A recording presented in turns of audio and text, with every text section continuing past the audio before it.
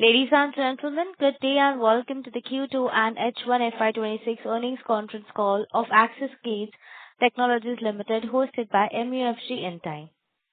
As a reminder, all participant lines will be in the listen-only mode, and there will be an opportunity for you to ask questions after the presentation concludes. Should you need assistance during the conference call, please signal an operator by pressing star then zero on the touchtone phone. I now hand the conference over to Mr. Sumit Khaitan from MUFG in time. Thank you, and over to you. Good afternoon, everyone. I welcome you all to the earnings conference call to discuss Q2 and H1 FY26 results of Axiscades Technologies Limited. To discuss the result, we have from the management Dr. Sampath Ravi Narayanan, Founder, Chairman and Managing Director, Mr. Shashidhar S.K., Chief Financial Officer, along with the senior management team of Axiscades Technologies. They will take you through the results and the business performance, after which we will proceed for Q&A session. Before we proceed with the call, I would like to mention that some of the statements made in the today's call may be forward-looking in nature and may involve risks and uncertainties. For more details, kindly refer to the investor presentation and other filings that can be found on the company's website.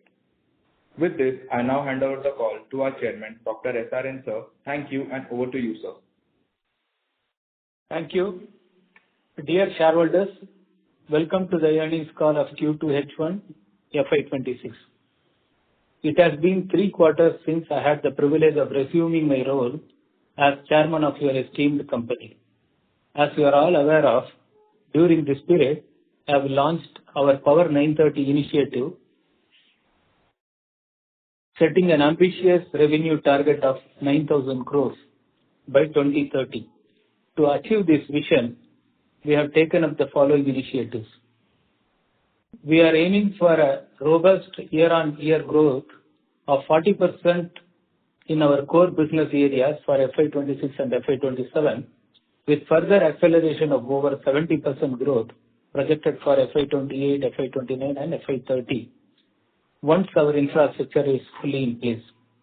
I am glad to inform you that we are on track to achieve about 45% growth in our core domains this financial year, FY26, and same 45% growth in our overall EBITDA.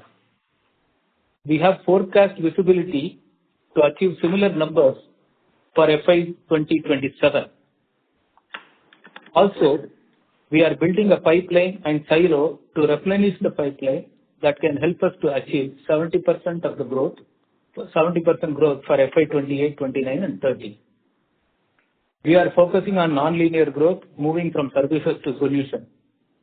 For this year, FY26, we have set a goal of improving per capita EBITDA by 30%, and we are glad to inform that we are on track in H1 to achieve this. As informed to you in every earnings call in last 2 occasions, we are investing in various world-class infrastructure and facilities. First, our Devanahalli Aeroland facility of about 165,000 square feet for electronics, semiconductors, artificial intelligence and test systems is now ready, and a portion of this is already operational. Work has started in ambitious 3 million square feet Devanahalli Atmanirbhar complex, which once completed will be among India's best private sector for radar, unmanned warfare and offset fulfillment facility. To grow at this pace, we set ourselves and cater to the growing demand for proven cutting-edge solutions. We need to forge strategic alliances with global majors and technology leaders. We have signed with various foreign OEMs and technology leaders over the last 2 quarters, which you are well informed about this. We are proactively reviewing our business portfolio and strategizing on areas that show stagnation, negative growth, or limited intrinsic value. To ensure that we remain focused and agile, we have engaged a strategic advisor and are making consistent progress in sharpening our business priorities, the result of which will be known by the end of this quarter or Q4. We assure you that we are firmly on track to deliver long-term, sustainable, accelerated growth that gives you all of you the best value on your investment. I wish to express my sincere gratitude for your ongoing trust and support as we undertake this transformative journey together. I am confident that together we will build a future defined by enduring growth, operational excellence, and lasting success. Thank you. Thank you, Dr. SRN. This is Shashidhar here. I'm the Group CFO of Axiscades Technologies Limited. And I thank you for joining us today for the Q2 and H1 FY26 earnings call. And I appreciate your continued trust and engagement as we share our progress and outlook. We are pleased to report that Axiscades has delivered another quarter of robust growth and operational excellence. For Q2 FY26, our consolidated revenue is at 299 crores, marking a 13% year-on-year increase and a strong 22.7% sequential growth. EBITDA for the quarter is at an all-time high of 47 crores, up 41.5% year-on-year, with EBITDA margins expanding to 15.7%. Profit after tax stood at 23 crores, reflecting an 89% year-on-year increase. For the first half of FY26, revenue grew to 543 crores, up 11.2% year-on-year. EBITDA for H1 was at 81 crores, a 25.7% increase, with margins improving to 14.9%. PAT for H1 is at 44 crores, up 51.6% over last year. These results underscore the strength of our core domains, which is aerospace, defense, and e-SI, which contributed to 75% of H1 revenues and delivered EBITDA margins of 19%. The company continues to recalibrate its other verticals to make the margin accretive. The non-annualized diluted EPS for H1 FY26 stood at rupees 10.21, a 53% increase over previous year. Our transformation journey continues in right earnest. The Power 930 initiative led by our chairman is guiding our ambition to reach $1 billion revenue by 2030. We are targeting, as what Dr.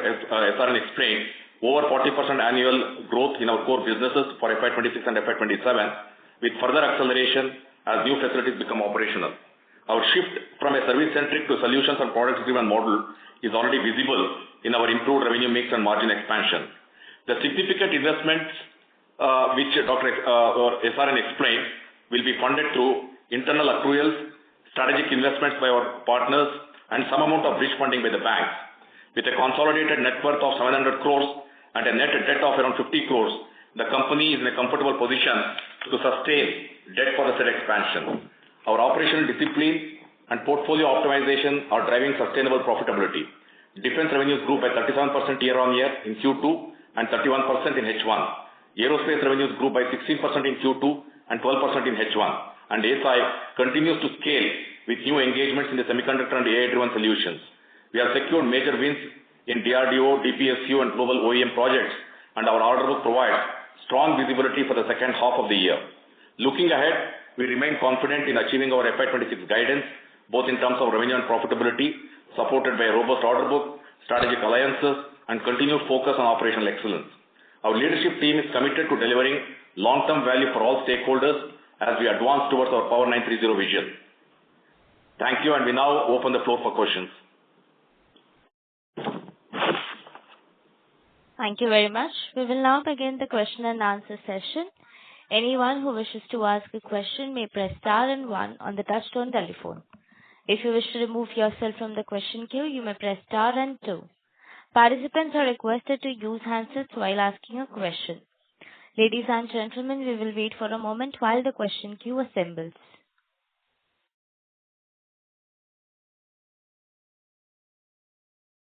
First question is from the line of Bala Subramanian from Aryan Capital. Please go ahead. Good afternoon, sir. Thank you so much for the opportunity. Congratulations for good set of numbers. So my first question is, we have signing a lot of MOUs, and what kind of opportunities and when we can expect materialistic order inflows from those MOUs, and what kind of order visibility is linked to global partnerships like MBDA, Intra, and EEA? This is my first question, sir. Babu, can you take the call? Yeah. Yes, sir. Yes, I'm Shardi Babu, Head of Defense here. We have signed up with MBDA is, we already have a decade-old relationship. We are expanding our relationship in the missiles. So we are on both ground systems, and also we are proposing to manufacture the missiles in India. And we also have a relationship with the Indra, which is already materialized, and we are a center of excellence for production of certain systems, including antennas, and also in future we'll be taking up radar and active protection systems. And we also expanded our counter-drone product portfolio with a relationship with a French company for hard kill options. So all this, including also the drone, we are introducing specialized drones in the Indian market. So all these relationships are going to really pave a very strong revenue growth in the coming year. Okay, sir. Sir, my second question for this, our new facilities in Ireland and DAC, how much funding is coming from strategic partners for these new facilities? Does she want to take or?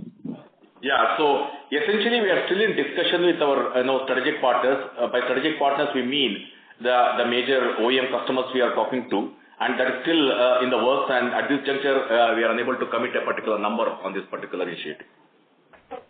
Okay, sir. Sir, I think we are qualifying into critical subsystems for BrahMos and Kusha. What is the estimated total addressable market over the next 5 to 7 years for the components you are supplying?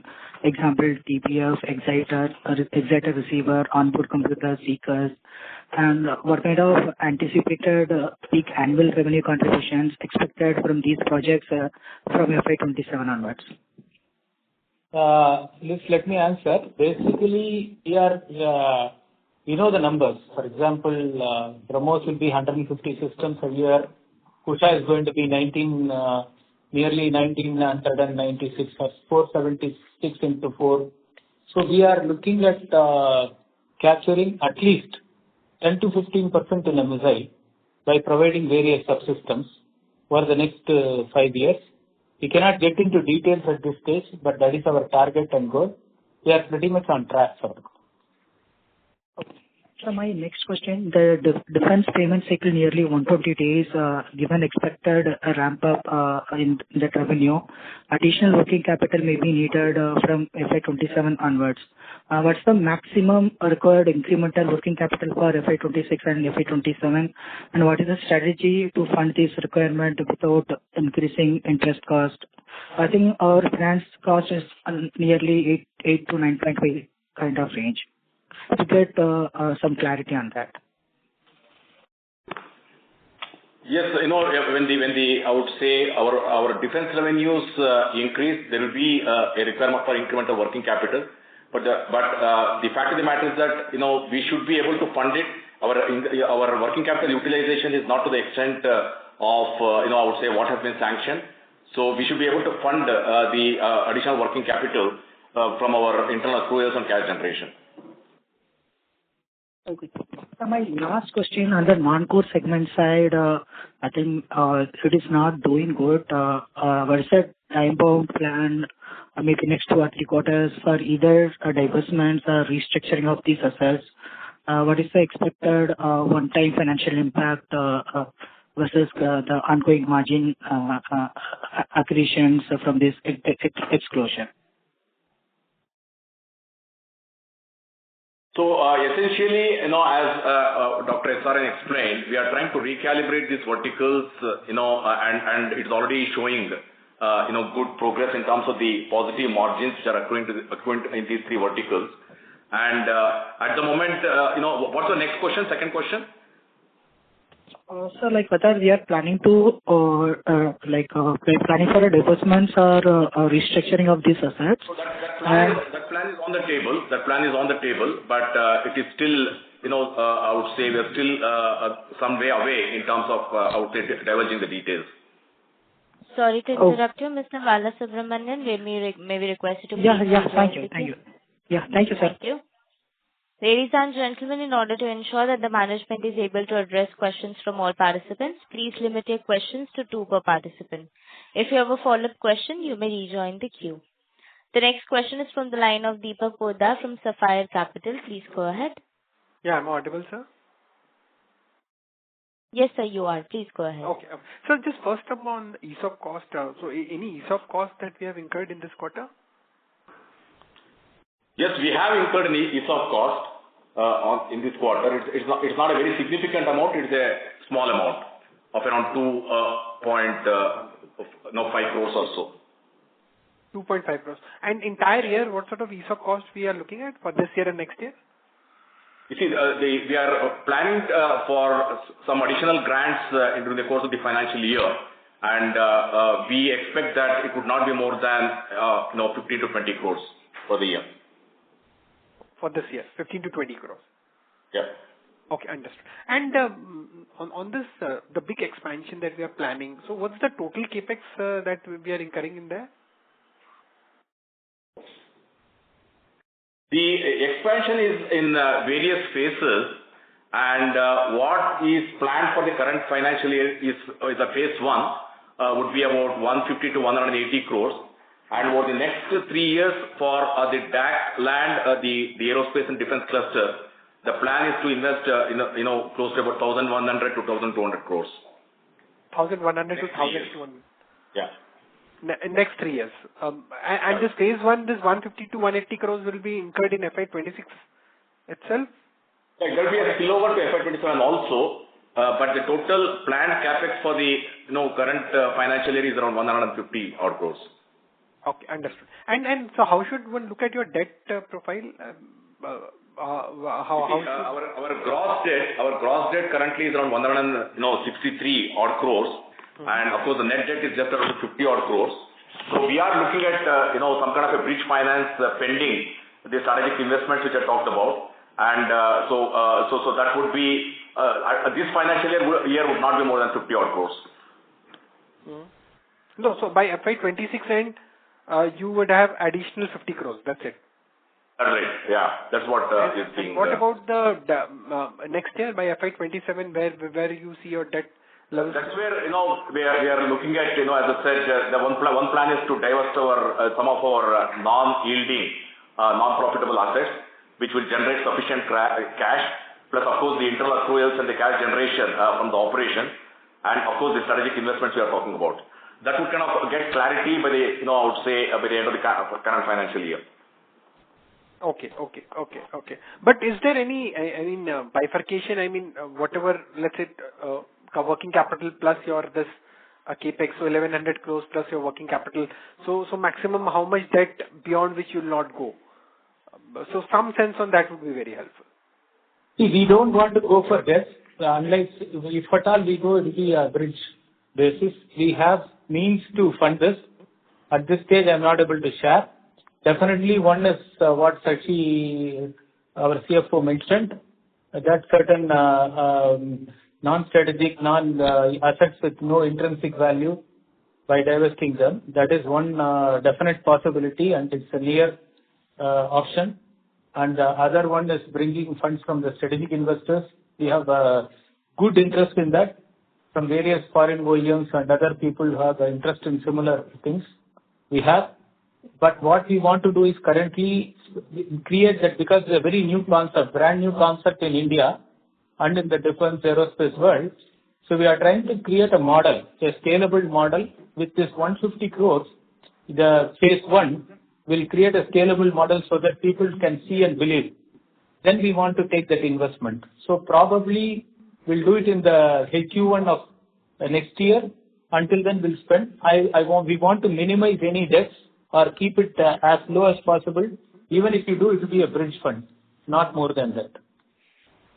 Sorry to interrupt you, Mr. Poddar. May we request you to please rejoin the queue? We have participants waiting. Yeah, that's it. Thank you. The next question is from the line of Kaushik Mohan from Ashika Group. Please go ahead. Congrats, sir, for the good set of numbers. So I just wanted to understand on the taxes part, on the bookkeeping side, and also on the funding side. So if we are going for the disinvestment of the non-performing core assets, so what kind of value that will be unlocked over there, and how the investments will look into the current businesses that we have? You see, this is Kaushik. This is still on the drawing table. At this juncture, we don't want to talk about specific numbers in terms of how much cash we are going to generate out of this. So we want to park it for the time being. Okay. And sir, on the taxation part? You see, your question is why the tax rate is higher, is what you're trying to... Yes, tax rate is higher. Why is the tax rate higher? Essentially because of the fact that one of our entities which, as you know, ADD Solutions is recording, a loss, as a result of which the PAT kind of gets drawn down, and it, and it gives a feeling that the tax rate is higher. But the average tax rate which we can expect over the entire year should be not more than 25-26%. Got it. Sir, and currently we have a revenue of, in the H1 is 543 crores, and in the run rate it looks like 1,100 crores. So can we expect these numbers to be on the clear path, like 1,100 to 1,200 on the top line? Yeah. So as Dr. SRN explained in his introductory remarks, we are looking at a 40% plus kind of a growth in our core verticals, which will take you to the number as what we just now mentioned. Perfect, sir. Perfect. I'll get back in the queue. Thanks for that. Thank you. The next question is from the line of Pankaj Parab from Molecule Ventures. Please go ahead. Hi, sir. Congratulations on a great set of numbers. So my first question is on our ESI segment. So for this quarter, the numbers look pretty slowed down in ESI segment. So just would like to know how would be the trajectory for the next 2 quarters and how it would be aligned to our 40% growth kind of target. And my second question is on our hyperscalers, that we have 2 partners, hyperscalers, and how was the business going with them, and what is the revenue potential for the H2 and next financial year from hyperscalers? That's it from me. So I'll answer this question. Yes, there is a slowdown on ESI because now we are firmly moving into manufacturing based. So we are setting up the EMS facility. The way we have to grow is only because until now we are doing only the design and giving to third parties to manufacture. We are not involved in manufacturing. Now we are in the process of taking the whole box build. So our Yarrow facility will cater to that. So it will take little more time. After installing the facility is almost ready, the equipment will come in a month's time. After that, these 2 hyperscalers will come. We are setting one world-class acoustic lab for one hyperscaler and a world-class flex board facility for another one. So both will be ready by almost like it will take up to March, not only to get ready, to get certified. They have introduced their existing partners for that, and we have to buy them. So the process is going on. So there is a little bit of slow. I don't expect any improvement in the Q3 and Q4 on ESI. There will be the similar growth, but it will be made up for other segments because we want to be firmly on track. As far as your projection on is concerned, the hyperscaler 1 will have an exponential growth next year. So this year we are doing $2 million with them. Next year it will be around maybe 6 or 7 million next year, hopefully, if the facility is ready. The other hyperscaler, we are doing about nearly $500,000 to $1 million. So that will double perhaps because that will go slightly slower than that. But overall, it looks pretty good next year. But currently we'll have a growth, but not in the same pace as defense and aero. Okay. Understood, sir. And my next question is on the CapEx side. So as you just mentioned, there is 150 crores plan for the phase 1, I guess that is for the Bangalore facility. And phase 2 will be entirely 1,200 crore for the another facility. So combining, what would be the revenue potential looking for the company, I mean, to the full capacity utilization? And just on clarity that we are trying to equity side fundraising for the CapEx or not?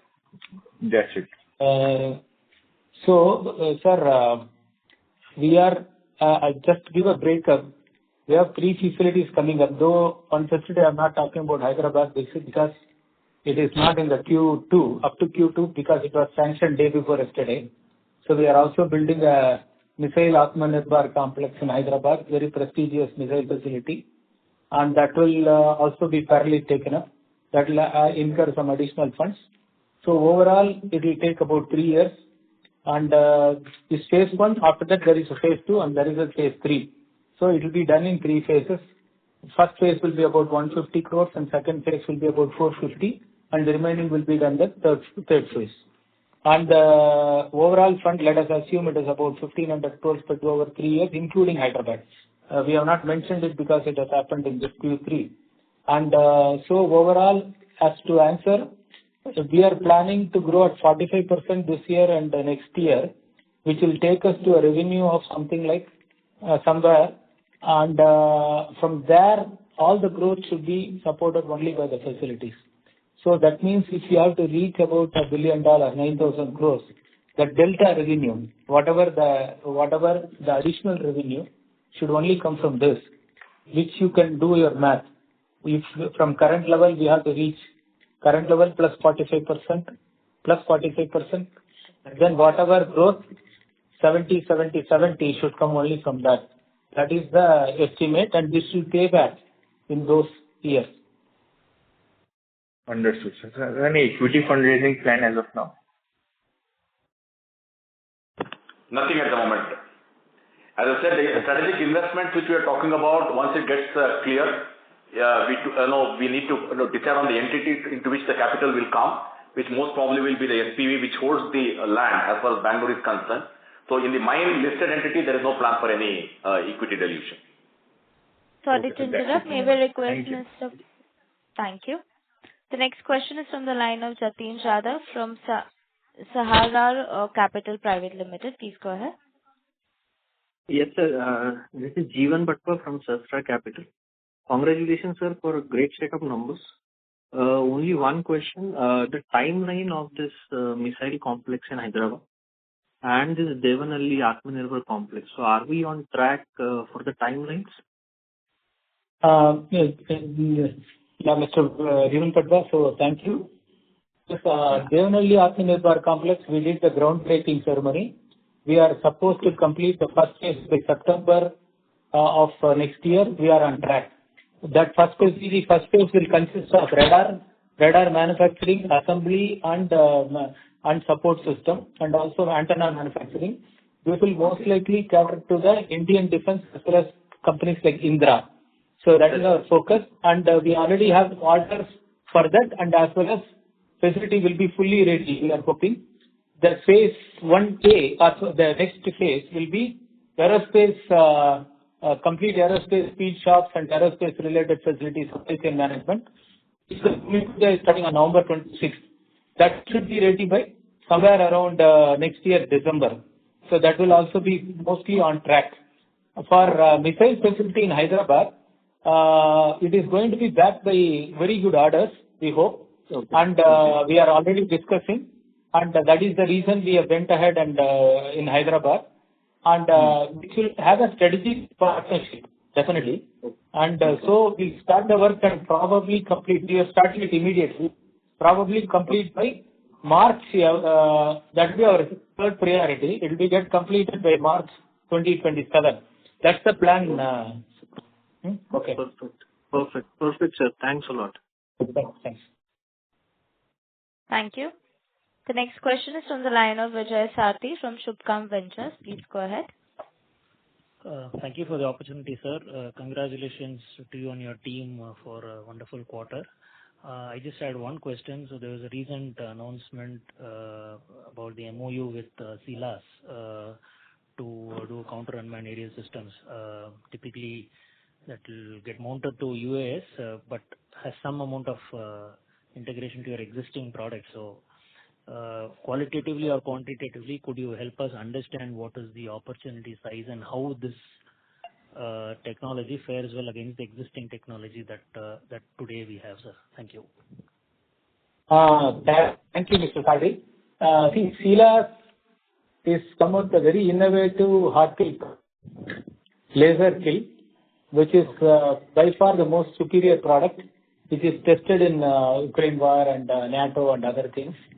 We were privileged to receive the technology and support and part of the whole thing, and we are designing the whole system to be integrated with Indian Armed Forces for handling the hard kill.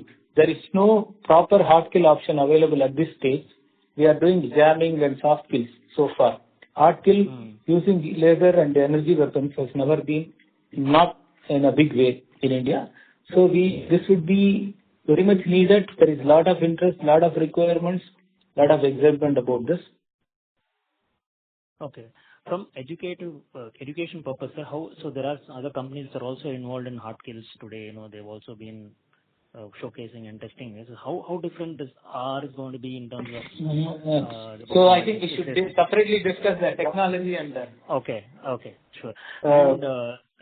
And the other question is, on the defense, we had a very good performance also, apart from other segments, at 22% already. Now we are yet to get the new capacity coming on board and, really have the leverage. So do we expect defense business margins to say move to 25% in the next 3 years? Yes, sir, I can hear you. Can you hear us? Hello? Yeah.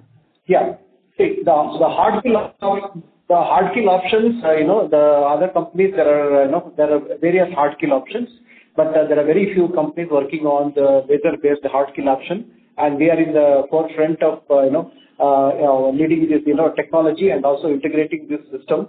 So ours is already a proven system with the RF sensing and RF, RF kill options. So adding this along with some more active sensors and also this hard kill option, it is going to be quite a formidable product. And we are sure compared to the competition, we are well ahead. In terms of range and energy produced, which is much superior range, it can and the range and the whole energy produced, then the weight. These are the major criteria. Payload. So this is far superior, probably the best product in the world. No match. That even government knows it very well. So I don't want to divulge into details. I'll be very happy to explain and present to you when you can meet us in person. Okay. Sure. Okay, sir. And one more question, sir, on the defense segment. We had achieved 22% margins today, and we are yet to really get the new facility and, really rev up our operations. Given that, do we expect the current 22% to scale up to 25, 26 odd % in the next 3 years, or probably when we reach the 9,000 crore mark? Is it right to look at it that way with respect to defense margin? Thank you. Can you just explain again? I lost you. Can you just tell me? No, our defense margin in this quarter was 22%, and it is only a start for us. Yeah. No, it will remain the same. No, it will remain the same. I don't think that margins of defense can improve. I don't believe anywhere, because defense is getting very competitive. There is a lot of competition. Most of them go on bids, and there is no way, I think, with Indian defense we can increase the margin. Only way we can do this is OEM. OEM engagement can increase our margin.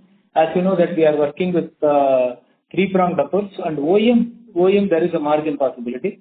But I would not commit to anything more than 22%. 22% is pretty high as far as I am concerned in defense. In my 40 years of my experience, it's pretty high average, and I would like to, I'll be lucky to maintain that for next 4 years.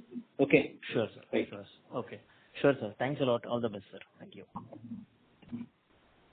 Thank you. The next question is from the line of Nirvana Laha from Badrinath Holdings. Please go ahead. Hi, thanks for the opportunity, sir. So a few questions about your existing program. So first, on the emergency procurement, sir, is there any visibility of the quantity and POs of drones, counter drones, or BrahMos missiles? Anything you can comment on? Yes, on the emergency procurement, we received we were the first organization to receive the orders on the man-portable counter drone systems. So we already actually received the order, and then we are actually working on delivery of that. And there are also more trials going on. So we expect to receive further orders. And also, it includes both man-portable and handheld versions of our counter-drone system. We have got the orders. Okay. Sir, any comment on possible numbers that you're expecting here? No numbers I'll not be able to disclose, but there are many trials going on, so we are very confident of having more success. Okay. Our idea is to be one of the three players, top three players in this, because the market seems to be very good. There are also many players now come up. So we want to be among the top three consistently, especially on man-portable, vehicle-mounted, and then handheld. In this segment, we want to have a leadership. Technically, we are very strong. In the market segment, our idea is to capture about 20 to 30% of this market. And that's what I can say at this stage. Okay. Okay, sir. Great to know that. Sir, next question is on BrahMos Seeker. Sir, where are we in the process of winning the orders, and like when can we expect orders here? Where are we on that? Sir, just give a little bit technical outlook to you. BrahMos had a seeker from Russian Agar. The government is looking for indigenous seeker, and then the seeker is based on gimbal, slightly old technology, which is can be easily identified by enemies. Okay. Now, so already two companies are supplying that. The government is meanwhile trying to look at new type, ESA-based radar. So they asked another two companies to develop that, which we and one more company are developing it. And we hope that we will have a successful trial before March. If we qualify by March, we'll start getting orders, and from say as early as next year. So that will be very good, and we are confident of qualifying. Okay.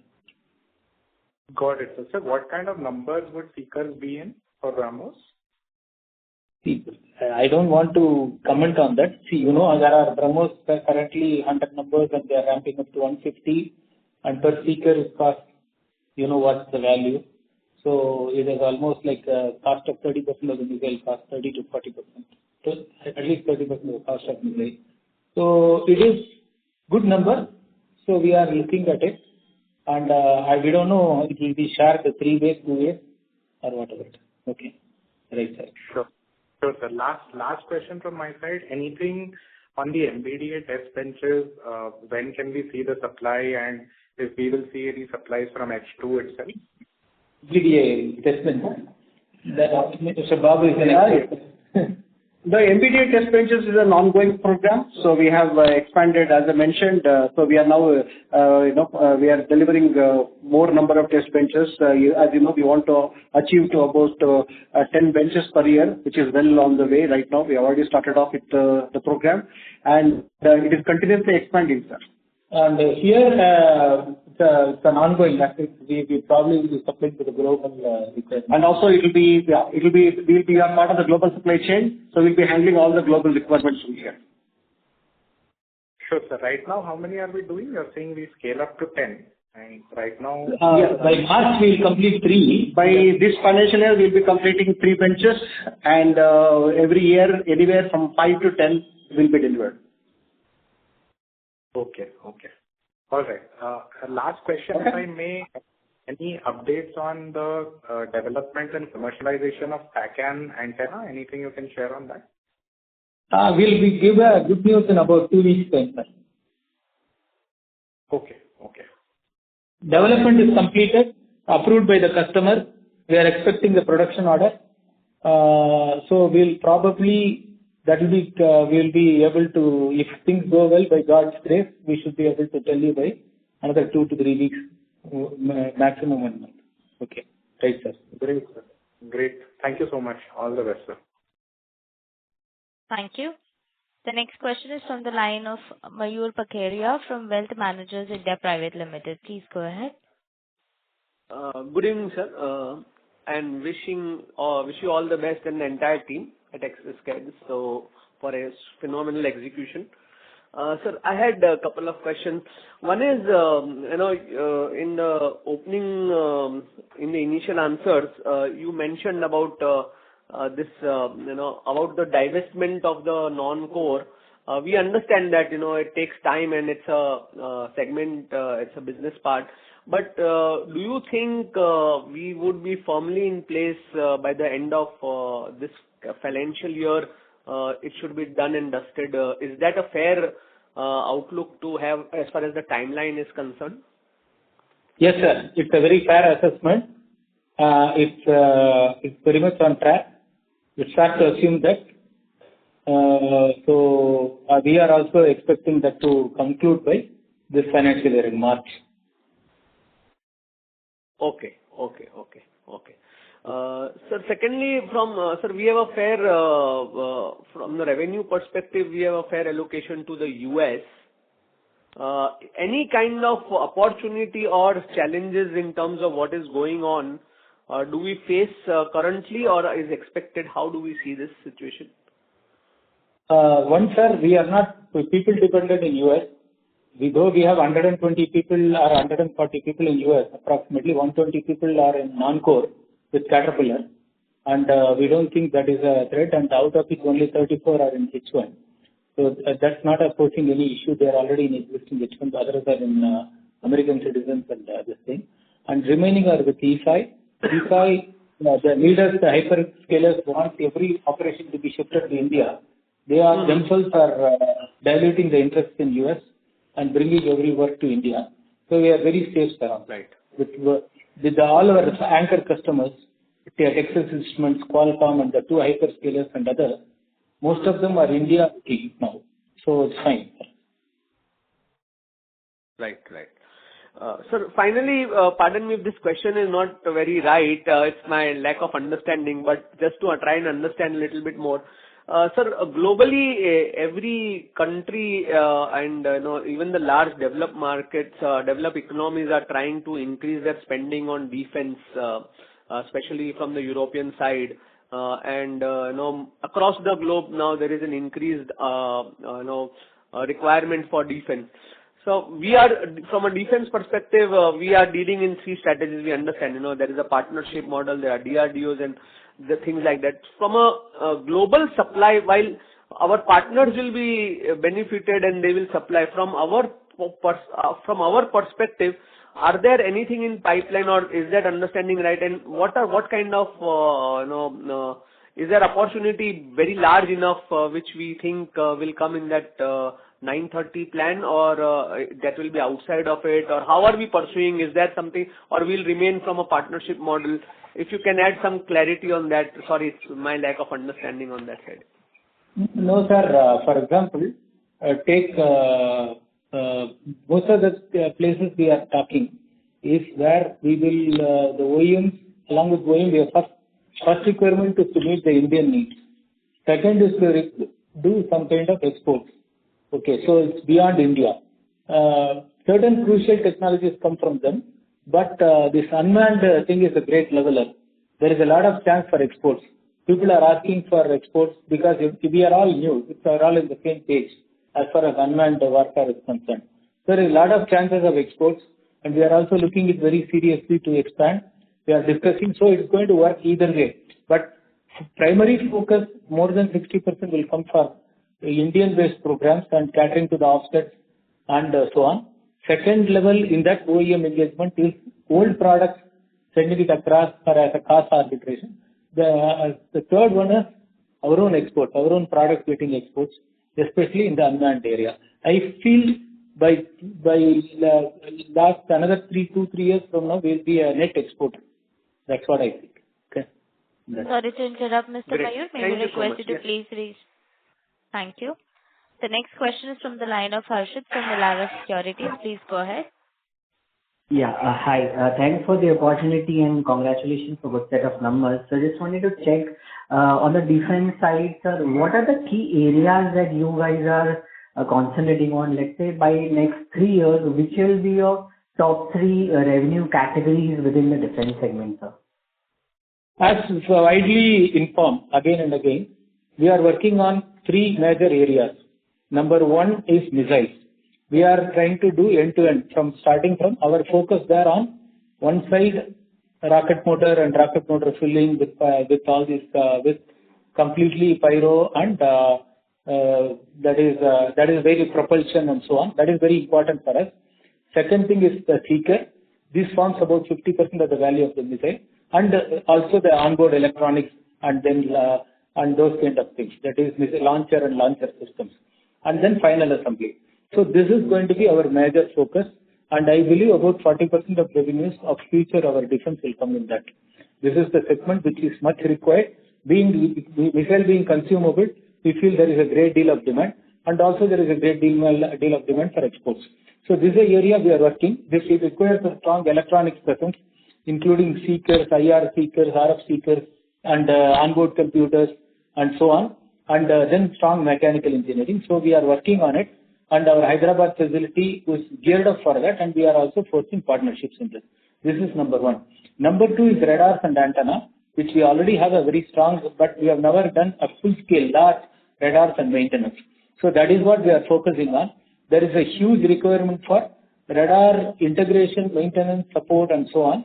And incidentally, we are not looking more at India, but we are looking at foreign OEMs. Because radar is fitted in every major thing like AVAX, fighter aircraft, etc.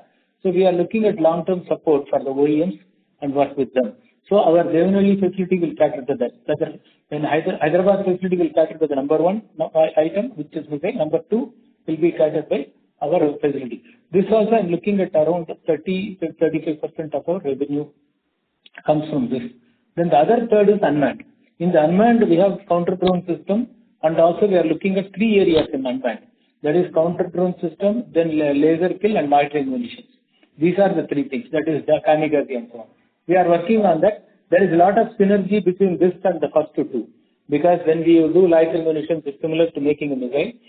So there is a lot of synergy we can learn from the radars and this about jamming, and everything is interlinked. So we look at the other things. So the fourth one is ground systems, which is very small, which is going to be our test equipments, masks, and whatever we are talking about, like our tank trailers, and we are probably looking at large that kind of systems. So these are the three segments and the 3.5 segments we are going to work with. So 30-40%, 30-40% the second one, then remaining in the third and fourth, 10% in the ground system. That's hope it answers you. Yeah, so thanks for giving a longish answer and great in details.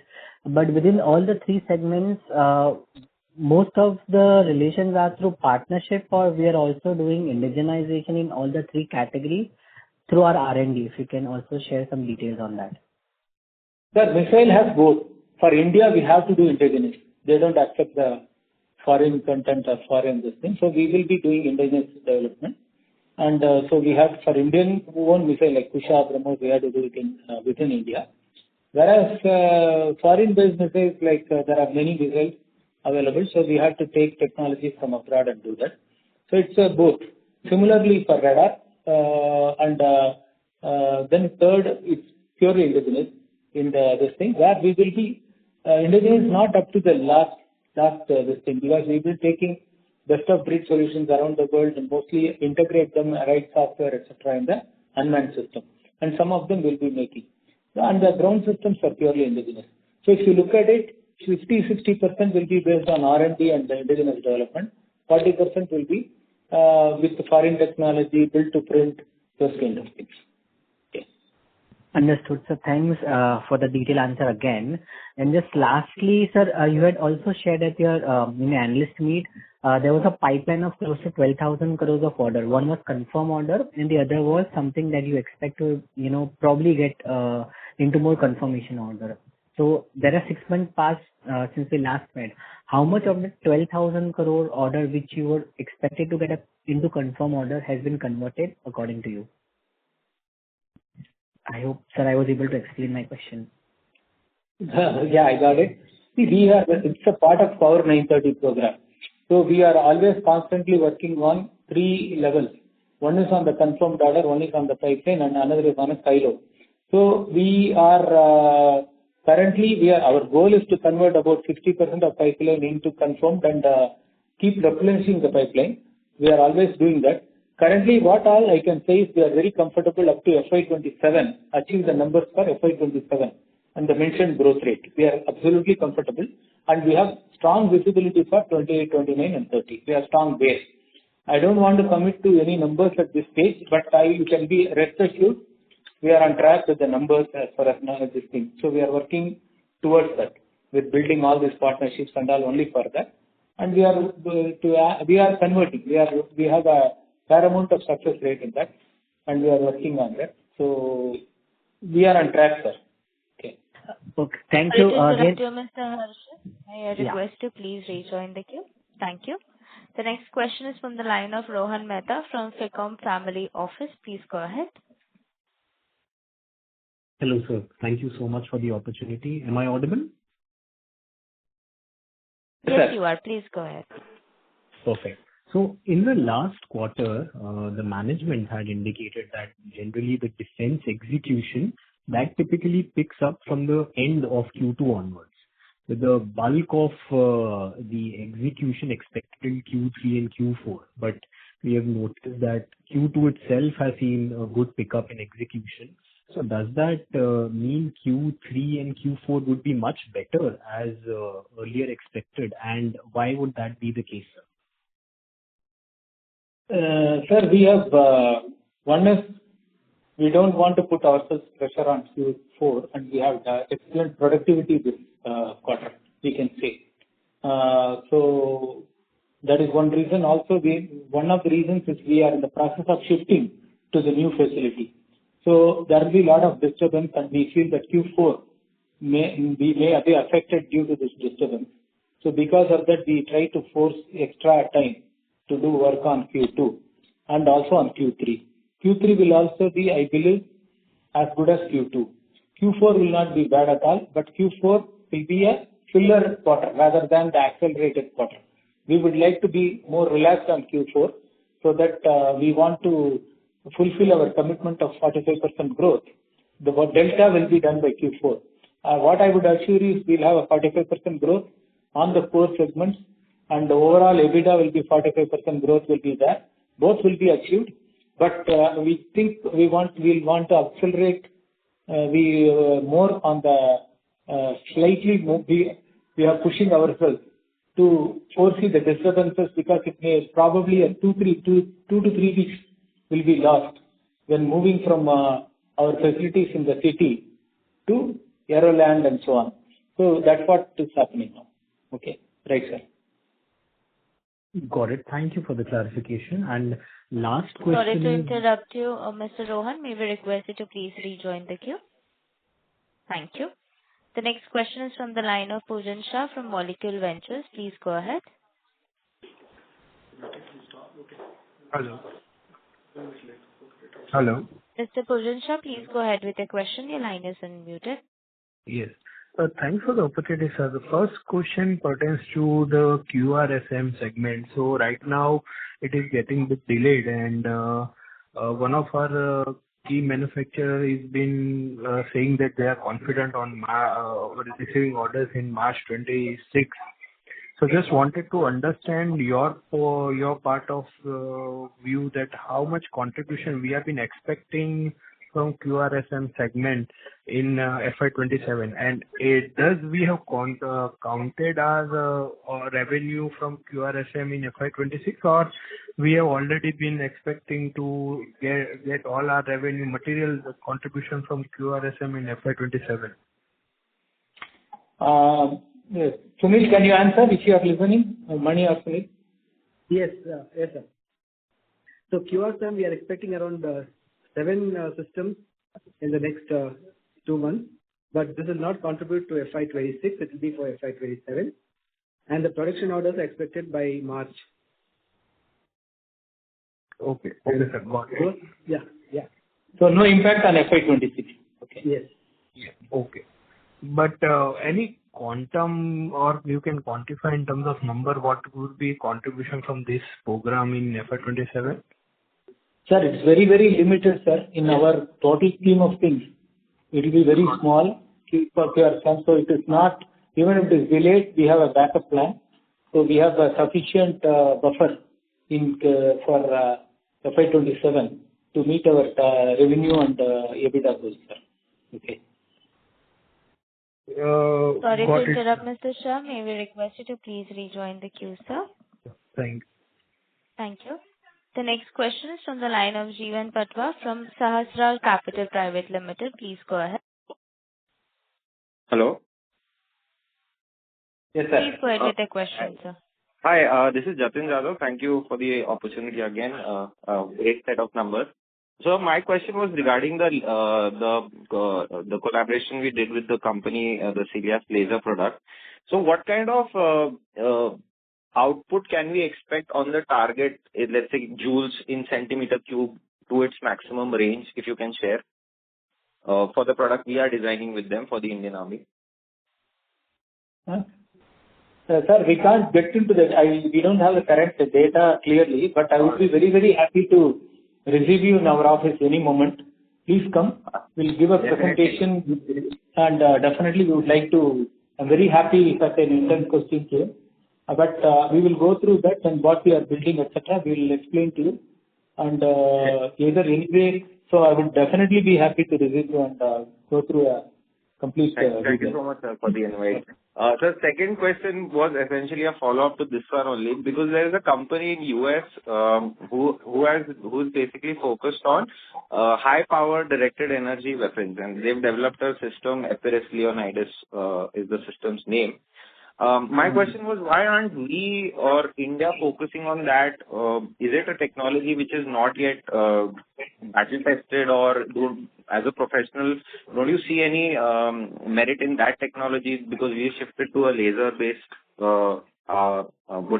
technology for hard kill option?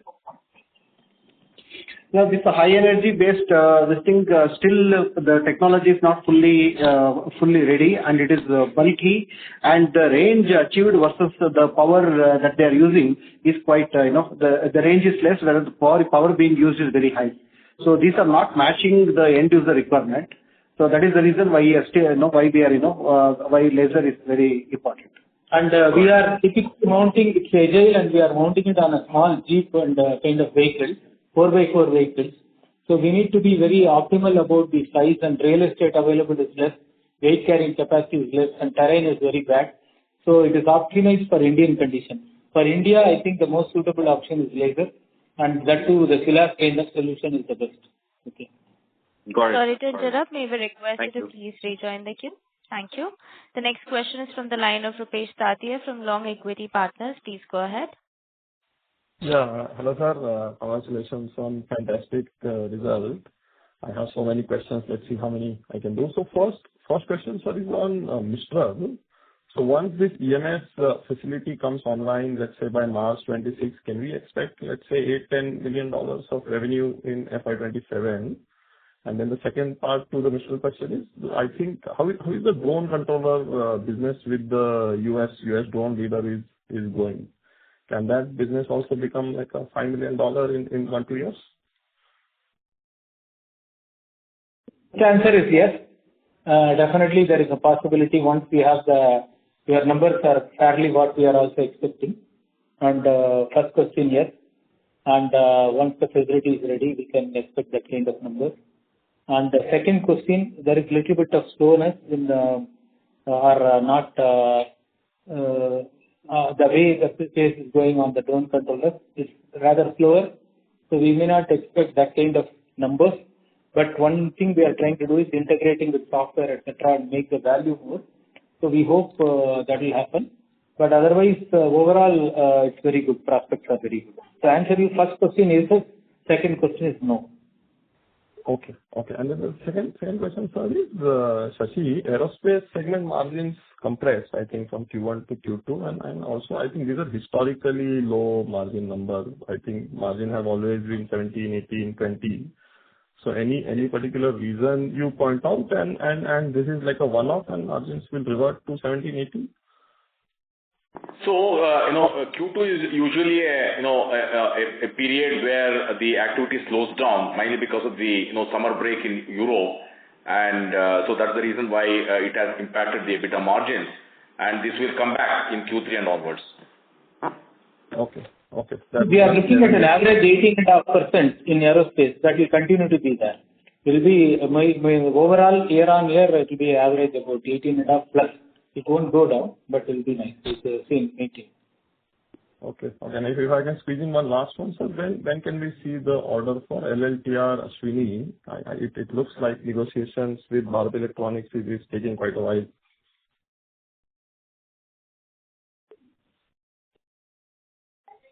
Sunil, you want to answer? LLTR? So LLPR, we are awaiting the negotiations with VEL actually.